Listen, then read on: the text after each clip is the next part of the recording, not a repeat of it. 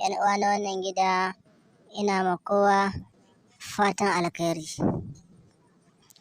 Yau muna ɗauke da wani magani ne game da ƙarfin maza. To, wannan magani shine hankufa. Mun san hankufa tana magunguna da yawa, ba iya nan kaɗai ba. To yau muna ɗauke kaɗan daga cikin bayaninta, shi za mu maku. Idan kana fama da rashin ƙarfin maza, to sai ka samu sauyar hankufa. In ka samu sauyar hankufa, to sai ka jiƙa da jar kanwa.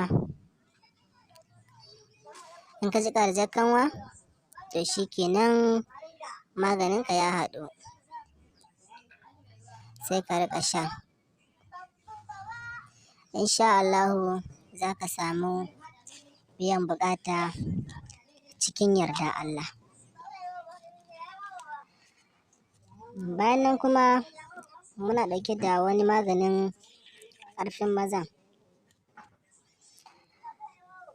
To, shi ma wannan dai maganin ƙarfin maza ne. Abin da ya sa muke baku wannan sirrikan da dama saboda kasancewa abin jini ne. Abin da ya ma wani, to wani fa ba lallai bane bai masa. Sai a cikin yana jarabawa sai ga biyan buƙata. Insha Allah, amma wannan maganin kowane wannan mujarrabun ne. Shi yasa muke baku su da yawa. To, dama za ka cewa ko maganin wata ga wani, ko maganin bature ne wani ya sha wani ba zai mashi, wani sai ka ji ya ce mashi. To, shi ma wannan haka yake. Misa muke baku su da yawa. To, na biyu da za mu baku maganin ƙarfin maza. Sai ka samu sauyar hankufa. In ka samu sauyar hankufa, sai kuma ka samu sauyar rai ɗori. Kila wasu sun san shi da rai ɗori, wasu kuma sun san shi da rai. In ka same shi, sai ka haɗa su, ka ɗaure su, sai ka dafa shi da jar kanwa.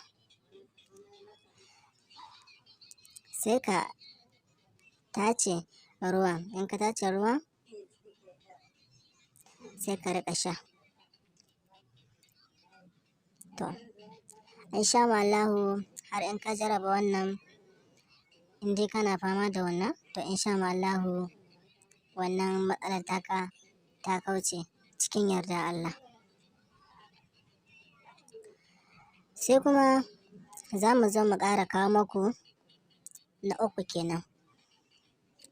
Shi ma wannan za ka samu hankufa ne, kamar dai yadda wancan na faɗa maku za ku samu sauyar ta ne. Sai ka ebo sauyar da yawa. In ka ebo sauyar da yawa, sai ka dafa ta. In ka dafa,